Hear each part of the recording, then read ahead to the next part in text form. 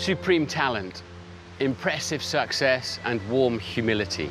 A rare human combination, but we knew a man who had it all.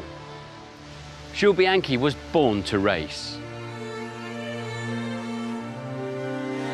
My grandfather was a racer, and my granduncle as well. My grandfather is still here, and we always talk about racing, which is really nice when we have family dinner.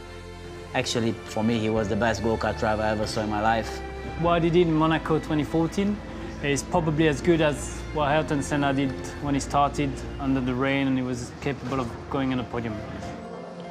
Bianchi beat his rivals with raw speed and seemingly without controversy or devious tactics. This meant that, unusually, he was respected by teammates and rivals alike. A racing driver is only the final link in a very long chain. Jules' personality motivated and embraced all around him.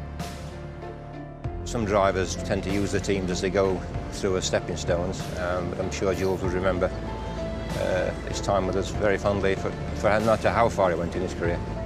He had a spectacular career ahead of him, waiting for his inevitable chance in one of the fastest cars. Obviously, it's always better to do a good job and a good lap time. I think it's really important for me to keep going like this, and then if one day they want me, I will be ready.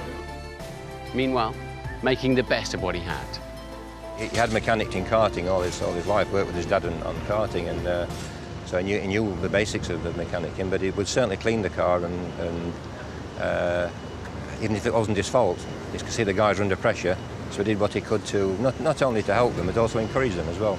He did that every single time there was an issue, he did that. It shows how strong he was, you know, to be really, really strong in the hospital.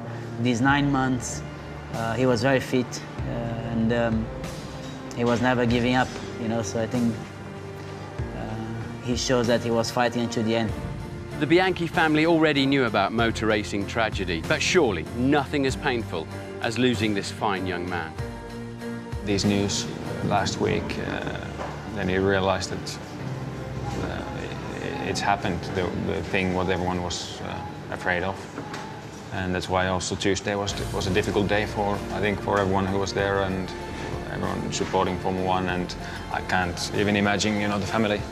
Jules Bianchi is far from the first driver to die in a Formula One car, and he won't be the last. That's the truth about what we do. If there's one thing we need to remember about Jules is his smile.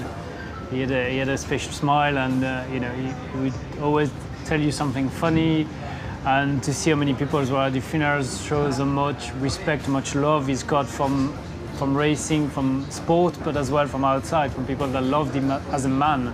He will remember for an amazing driver, but also a fantastic boy. I mean, he was really a very nice boy, and I think he will be remembered for a